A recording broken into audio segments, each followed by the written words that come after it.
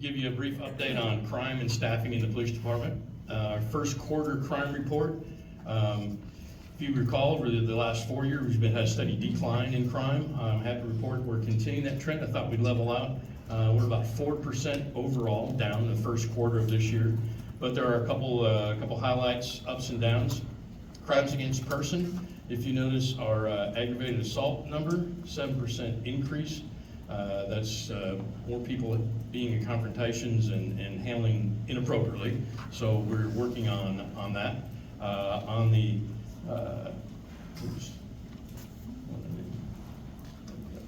crimes against property side, 10% decrease. That's driven by the fact that all of these vehicle-related crimes, theft from motor vehicle, theft of motor vehicle, theft of motor vehicle parts, continue to decline. I attribute that to people taking care of their possessions. The crime prevention side is always more important than the investigation side. We continue to educate folks on how they can best do that. One increase on the property crime shoplifting, 9% increase. We're working with our big box stores in the area is primarily where we're seeing that, and continue to work with them on trying to reduce those numbers. And then crimes against society, those quality of life issues, you notice a 9.5% increase, and once again, that is driven, as I've talked about in the past, increases in arrests for illegal narcotics. So that's one of those positive negatives.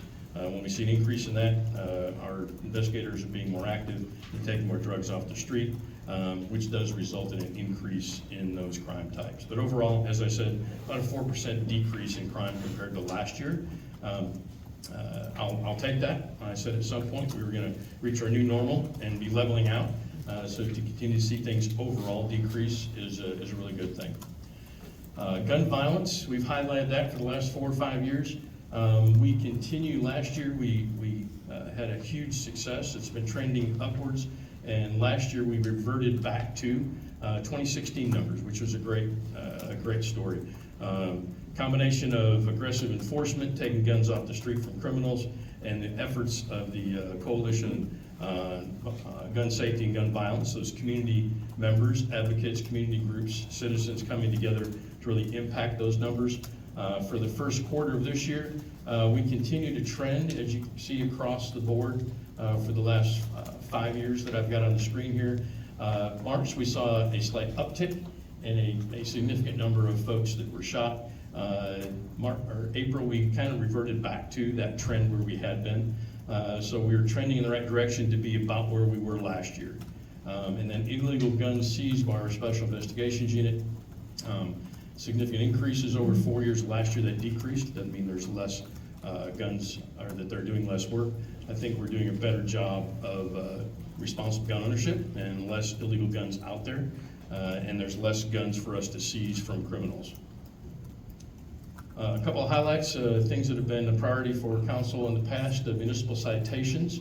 I just highlighted a couple of categories. Overall in the first quarter, you can see we almost doubled the number of citations from last year. That is driven, no pun intended, by our vehicle registration focus. Almost tripling the number of citations written for improper tags, expired tags, etc. over the last year. Also speeding violations and are up, and insurance related to those stops for the expired tags. As pointed out in the past, a lot of times those two things go hand in hand. One negative, we've had, I guess you could call it a negative, we have had less, all right, sorry about that, less DUI arrests. You might consider the negative, I consider that positive.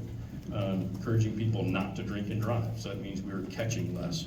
The last couple of direct patrol efforts we have netted 4 or 5 when we used to net 10 or 12 in an evening, so that's a really good thing, and I'll take those numbers. And then last, noting criminal violations. So citations written for criminal violations as opposed to traffic citations almost doubled. It means we are taking action on those those municipal violations as opposed to arresting folks on state charges, which is a good thing. Our drone unit, just a quick highlight on that, continues to show progress. It is averaging about 54 hours a month. We have 2 drone officers. One of those examples I throw up there is using technology to make ourselves more efficient and effective. 6 apprehensions, so averaging 1 a month and working 12 different special events. Those 2 officers doing a fantastic job. We're looking at doubling our drones if council passes the ordinance you have in front of you that I talked about last time about using some of those vacancy savings for some technological advancements. And there was one slide missing, the one right before that. Can you go back? I hid the slide. Where are we at? Steve, I'm sorry. Go back.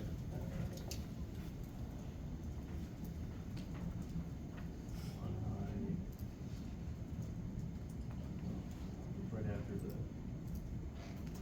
citations, I have a slide about right after that one. I'm sorry, I was going to give you an update on the vehicle towing. So there's been a lot of discussion on that. I had a slide on that, and I think I gave Julie the wrong one to hide. So while I'm doing that, there's a lot more in front of you, the handout that you had, but we are just trying to adhere to our time limit to make sure that I eliminated some of the verbalization and let you just read what's in front of you. All right, while we're looking for that, I'll just go ahead and talk about it. It's all right, Anita, just go ahead and go on. Our directed patrol for vehicle registration, we've been paying officers overtime, doing 4-hour shifts, doing nothing but tracking down. No, that's not the right one. That's right. Just go. I'll move ahead. That's that new registration ordinance. Okay. Over the last 3 months, March, April, and May, we've worked 557 hours of overtime. Officers have written 734 vehicle registration citations. That is in addition to the ones that are noted here, the 1,300. So we have already almost matched last year's total number. And out of that, as I reported to council when you passed the ordinance, I said officer discretion would be paramount. There was concerns about how many vehicles we would be towing. We've towed 13. So 735 tickets, 13 have been towed. We've released one of those, 12 remain in storage. And we'll continue to track those, although at the end of this month, we're gonna end that direct patrol effort and move those dollars to other activities while continuing to impress upon officers to cite those violations, look for those. But to be honest with you, the officers who've been working that said it's hard to find them anymore compared to like it was when we started. So we'll continue to monitor that, and I encourage people to continue to register their vehicles as they should. Our video registration program, a couple of counselors had asked about that, so I thought I'd give you an update. That is a map of the city that shows every camera that's at a citizen, a resident, or a business location has registered their camera. 390 locations, 1,685 cameras right now. Video registration means you let us know you have one. There's a QR code for folks to go to the form to register. We keep those on a spreadsheet and a map, and they're a great investigative tool in the past. And in locations where we don't have those maps, officers literally have to go out and look around and see, I think there's a camera, I think it belongs to this business, now track down the owner, see if they have a camera, if they allow access, and how long it's recorded, etc. So this eliminates that step and gives officers the ability to just go to the spreadsheet, look it up, contact that owner about a crime that occurred in their area, and see if we can access the video footage. So encourage people to continue to register there. It is not a live stream. We don't have access to the cameras unless someone wants to grant it. It's purely an investigative tool used after the fact. Staffing wise, 360 sworn. Currently have 60 vacant positions. That's the same number I reported 2 months ago, and that's a good thing. We have stabilized, and we are going to continue to go in the right direction moving forward. My goal is to get us by the end of 2026 back to our historical average of 20 or 25 vacancies. A couple things related to that. Our recruiting efforts continue to show increase in folks interested. As I've tracked before on this chart, you can see where people fall out in the process. For example, the academy that starts June 2nd, we started with 439 applications. I got an update today. That number is now 18. That was you, buddy. Instead of 13, we're looking at 18 in this academy class. Our goal was 20.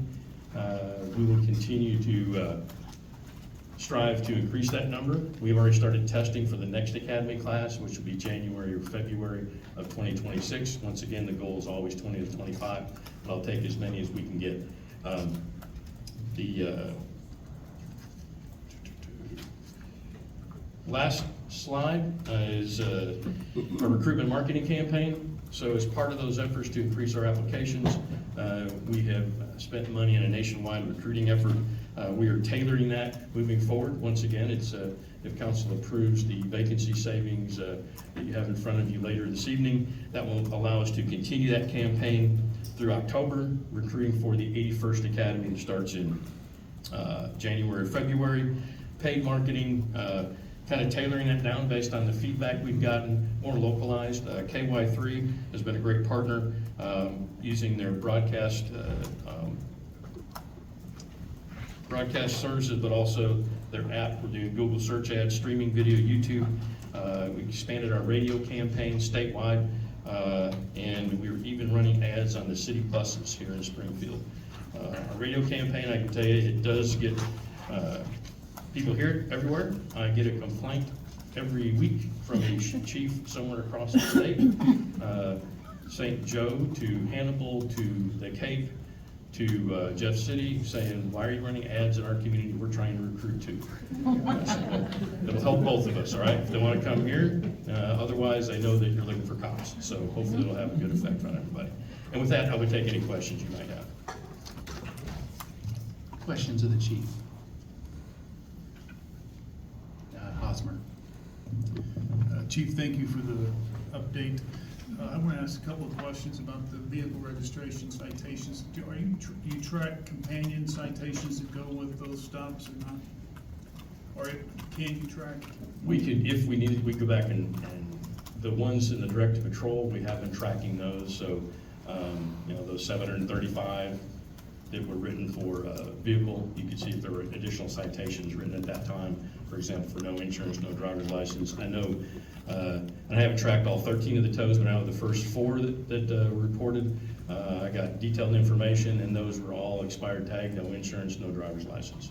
So Combination of all? Combination of those, yes. And you, I think you even said, when I talked to you, it was one motors from the state of Texas. It was.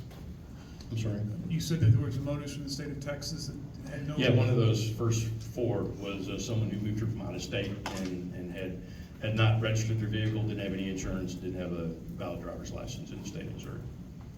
And I just, as a comment, I spoke with Alan Ice at the Greene County Collector, and he says that since we enacted this ordinance and you've started enforcing it, 11,300 accounts have been brought up to payment in the city, in Greene County, equaling about $4.3 million that goes to our schools, it goes to the library, it goes to other public entities in the state and here in Greene County. So I want to thank you and your officers for the work that you do. Thank you. Also, on the camera registration, Right. I know that you've been trying to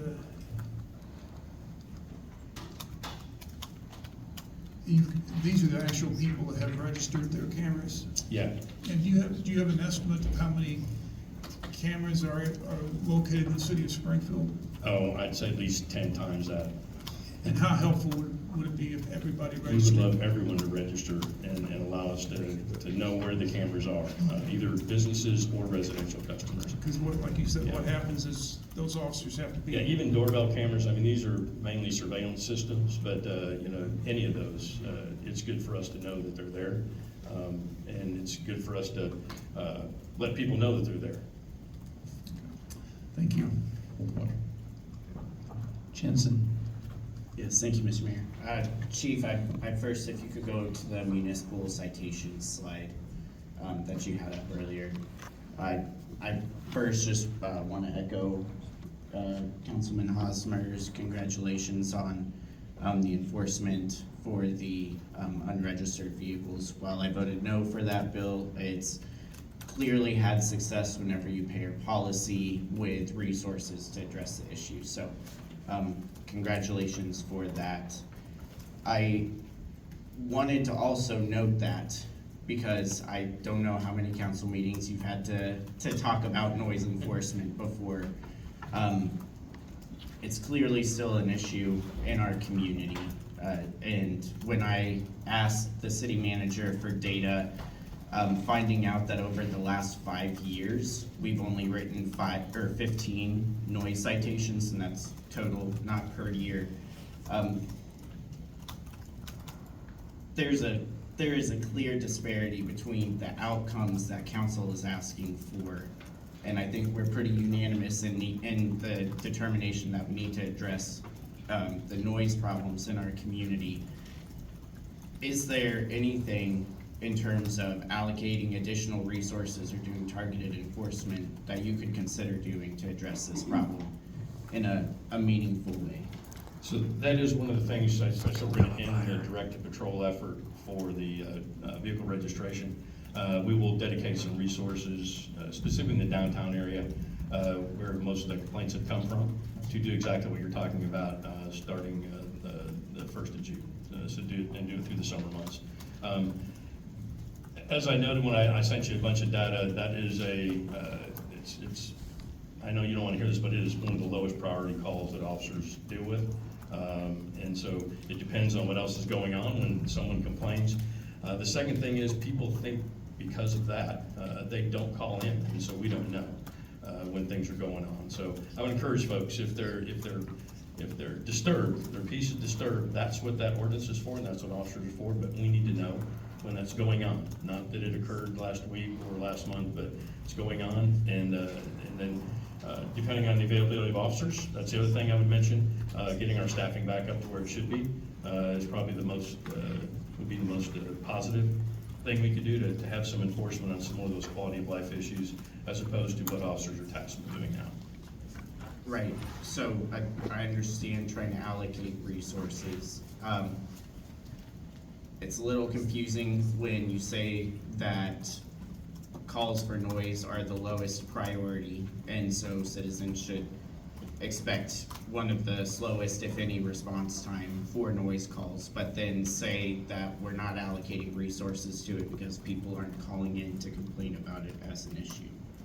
So that seems a little bit like a circular argument, but I appreciate that you're gonna be doing some proactive enforcement, and like every time you present, I will say if there is any policy or item that gives you and the force greater strength to respond to these issues in a meaningful way, please let me know. I would be more than happy to sponsor the legislation. Thank you. McCall. Thank you, Mayor. Thank you, Mayor. Chief, I noticed that you, in your report, which is good news, that gun violence has gone down, which is always welcoming news. I was just wondering, some time ago, I think last year, we had a gun safety initiative. It was a grant that was, is that somehow linked to the initiative, the things that they're doing in the community? Yeah, so there's two components to that. The gun violence, gun safety collaborative is what I mentioned earlier. I think that's what you're referring to. So coordinated by Francine Pratt and Clay Goddard out of CPO.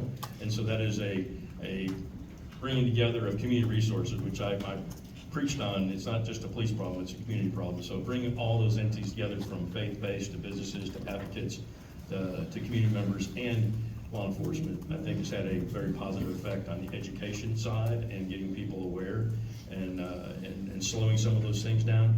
Couple that with, on our side, I mentioned aggressive enforcement. We also obtained a grant from ATF last year, Akron Firearms, to establish a crime gun intelligence center here in Springfield. Oh, yeah. And so that is up and running.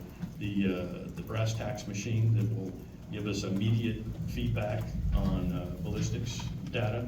We have a temporary machine installed, and we've ordered our permanent machine We were able to hire a part-time analyst, and ATF notified me a couple weeks ago. They are providing funding for a full-time gun analyst to be housed here as a regional effort, because it doesn't just stop within the city limits, you know, it's within the county and our surrounding community. So it's really helped the investigative resources. I just read a report this morning. We test fired, I think, 45 guns that were seized in the last few months, and we received 10 hits from the NIBIN ballistics information connecting those guns to people and/or crimes. So it's just an example of what we're able to do with those resources, and we'll continue to have a positive effect on those numbers moving forward. At some point, I'm gonna try to reach out to Clay Goddard or Francine and see if they can give us an update on some of the efforts they have done in the community. Absolutely, I think that'd be a good thing. All right, thanks. Adib Yazdi.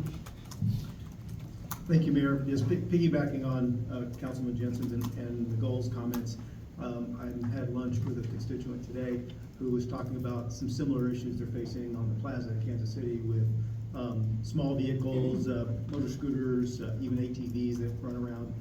And apparently, in the last couple of weeks, they've been able to successfully seize some of those or cite some of those folks, and they seized several weapons in the process. So you probably have heard about it, but I just wanted to make sure you're aware of that. I did. It's a different problem. We don't have that problem. We have motorcycles and loud noise. We have not had, you know, the issue they've had now it's in Kansas City. It started on the coast with scooters and three-wheelers and large groups congregating and taking over the streets. That's what, then they had an intensive effort to combat that, and they did that, kind of a dragnet kind of thing. And they did. They seized a bunch, wrote a lot of tickets, and kind of cleared that up. We will do everything in our power to keep that from happening here at all by some of the efforts we have underway. Thank you. Thank you, sir. Thank you, Chief, very much. Extend our thanks to your force. Absolutely. We appreciate the good numbers. Thank you, sir. Mr. Quigley, does that conclude